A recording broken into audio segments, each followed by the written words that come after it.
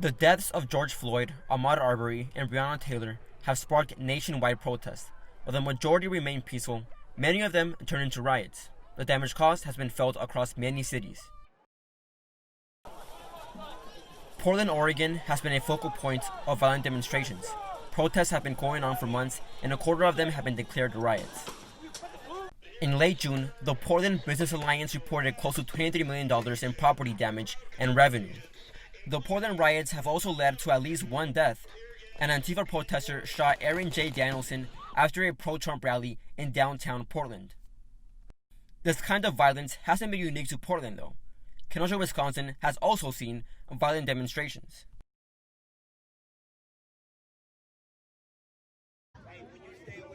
Demonstrations in Kenosha began after police shot Jacob Blake during Unrest. Hundreds of people protested that shooting, and while protests remained peaceful during the day, violence erupted during the night.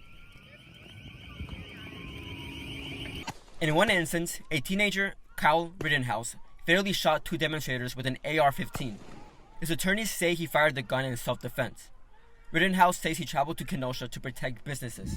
Our job is to protect this business, and part of my job is to also help people. If there's somebody hurt, I'm running into harm's way.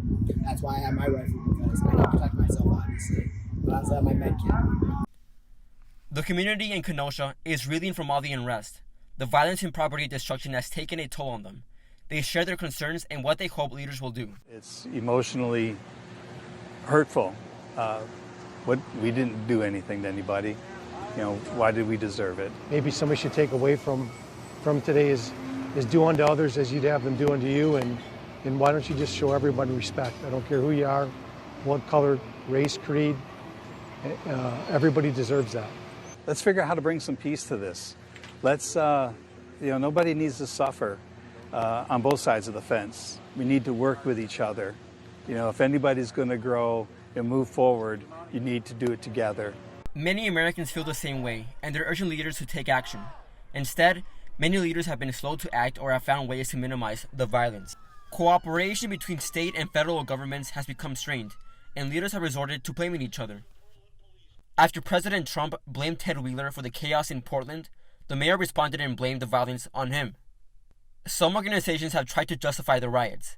The Black Lives Matter Chicago chapter released a statement defending rioters and looters. In other instances, leaders have euphemized the riots. Minnesota Attorney General Keith Ellison described the riots as distracting conduct. In other cases, leaders have ignored the issue. Many commentators noticed that during the Democratic National Convention, none of the leaders called out the violence. Still, various Black Lives Matter chapters and politicians have tried to ease tensions. Utah's Black Lives Matter chapter condemned rioting after a protest in Salt Lake City. Days after the Democratic National Convention, Joe Biden spoke against rioters. And in May, Portland leaders condemned the violence and distinguished between riots and peaceful protests. Despite all the divisions, most Americans desire a solution to social unrest. Perhaps in doing so, the violence ends and everyone comes to a solution. I'm Miro Villegas, reporting for GSU TV.